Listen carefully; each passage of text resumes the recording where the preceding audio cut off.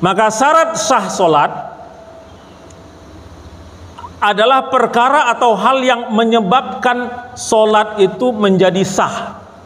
Ya, kalau tadi adalah syarat wajib, syarat yang menyebabkan wajibnya solat, maka syarat sah solat adalah hal-hal yang menyebabkan solatnya menjadi sah. Ya, menyebabkan solatnya menjadi sah. Ada banyak, 12.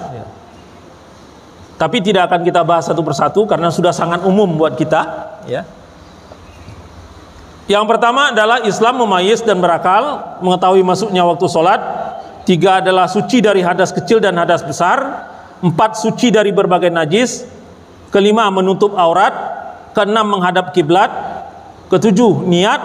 8 tertib dalam melakukan sholat. 9 mualat, tidak terputus hubungan. 10 tidak bercakap-cakap. 11 bergerak yang tidak ada kaitannya dengan sholat. 12 meninggalkan makan dan minum. Enggak semuanya kita bahas, hanya item-item yang penting saja yang banyak terjadi masalah, ya. Menutup aurat. Yang kelima adalah menutup aurat.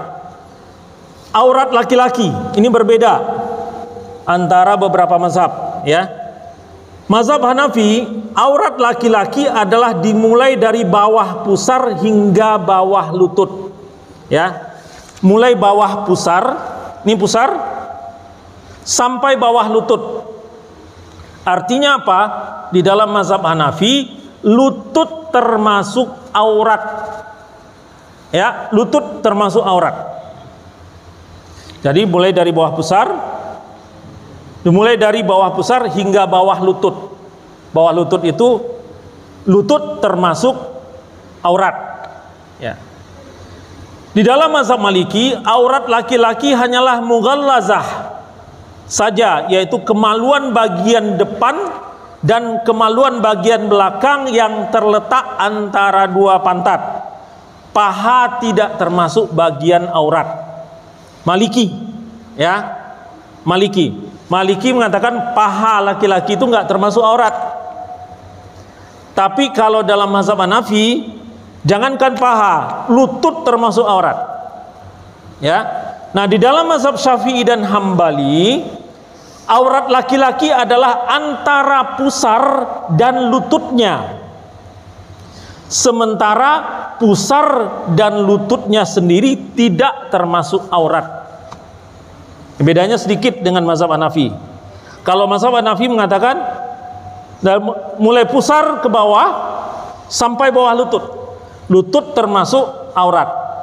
Tapi dalam mazhab Syafi'i dan Hambali, lutut dan pusar tidak termasuk aurat. Yang aurat itu antara kedua itu, baik depan ataupun belakang. Nah, dalam mazhab Maliki lebih dikompres lagi, ya, yaitu kemaluan bagian depan dan kemaluan bagian belakang yang terletak antara kedua pantat, ya. Ini selain daripada itu tidak termasuk aurat laki-laki, ya. Ini aurat laki-laki. Aurat perempuan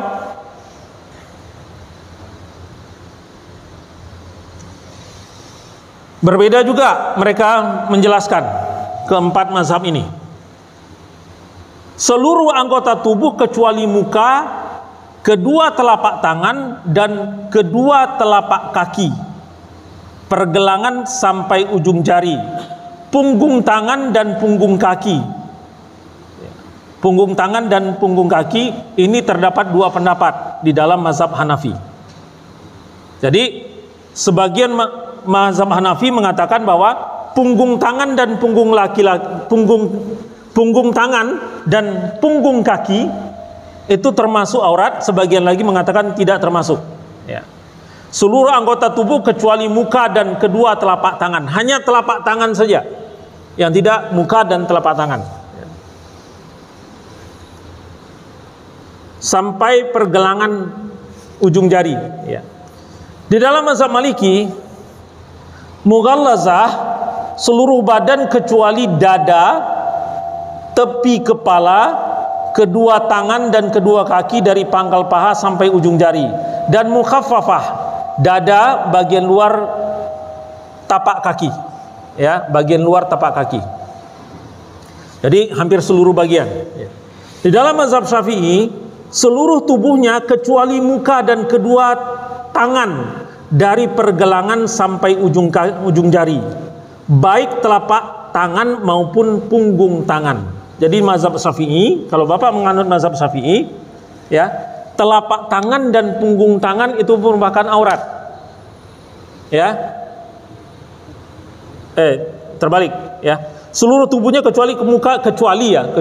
Jadi telapak tangan dan punggung tangan tidak termasuk aurat. Ya. Seluruh tubuhnya kecuali muka dan kedua tangan dari pergelangan sampai ujung jari, baik telapak tangan ataupun punggung tangan. Kecuali, ya, bukan termasuk tapi kecuali. Dalam mazhab Hambali, seluruh tubuhnya kecuali muka dan telapak tangannya. Muka dan telapak tangan. Jadi di dalam mazhab Hambali, punggung tangan termasuk, ya, telapak kaki termasuk.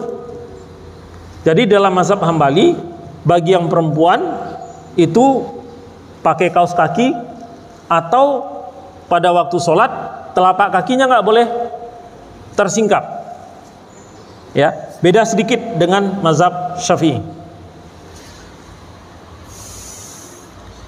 Nah, bagaimana jika auratnya tersingkap? Bagaimana jika auratnya tersingkap? Jika tersingkap aurat kurang dari seperempat auratnya, ini jumhur ulama, ya, dalam waktu pendek, atau waktu pendek itu satu rukun sholat, ya, maka sholatnya tidak batal. Ya. Ini di sini dikatakan adalah tersingkap. Kalau tersingkap itu itu apa? Tidak sengaja, kan? Jadi bukan disingkap atau menyingkap, tapi tersingkap, sesuatu yang tidak sengaja dilakukan. Dan ini hanya bisa atau sah sholatnya apabila dalam waktu yang pendek, bukan dalam jangka waktu yang panjang. Bukan dalam jangka waktu yang panjang. Dan dalam waktu yang jangka yang pendek itu adalah satu gerakan sholat. Ya. Misalkan yang sering banyak terjadi, ya, ini baik laki-laki ataupun perempuan sama tersingkapnya. Bajunya pendek, pakai baju kaos, begitu ruku, belahan seksinya kelihatan. Ya, laki-laki juga sama, belahan seksi juga, belahan seksinya kelihatan. Nah, kalau dia kan batasannya adalah pusar, ya, depan belakang pusar. Nah, kalau ini kelihatan satu kali nggak apa-apa, kan satu gerakan sholat. Tapi kalau rukunya kan beberapa kali, apalagi sujud. Ya. Nah, yang banyak terjadi adalah pada waktu ruku, pada waktu sujud, sengaja tuh ditarikin ke sini supaya menutup, gitu kan. Itu memenuhi unsur nggak? Hah? Enggak, kan? Yang disebut dengan tuh dia nggak sadar. Ya. Nah, kalau itu kan sadar, dia sadar kondisinya, maka ini hati-hati, ini sholatnya nggak sah, bukan tersingkap lagi itu, sengaja disingkap gitu malah. Gitu. Ini hati-hati, laki-laki juga sering terjadi ini, terutama yang gendut-gendut kayak saya. Saya nggak nyinggung orang yang lain yang gendut, ya, yang saya yang gendut gitu kan. Itu kalau ininya nggak panjang, baju kaosnya nggak panjang, itu gampang banget tersingkat bagian belakang, bagian belakang terutama. Gitu. Nah, ini juga buat orang gendut juga, ini sering terbuka nih. Kalau dia pakai baju kemeja, ya, pakai baju kemeja, ngepres nggak sengaja di sini kebuka nih. Pernah nggak lihat orang seperti itu, Pak? Pernah ya? Nah, kalau waktu sebentar nggak sengaja itu namanya. Tapi kalau sudah berulang itu namanya sengaja, nggak ter lagi, tidak memenuhi unsur ter lagi gitu. Bukan tidak memenuhi unsur tersingkap.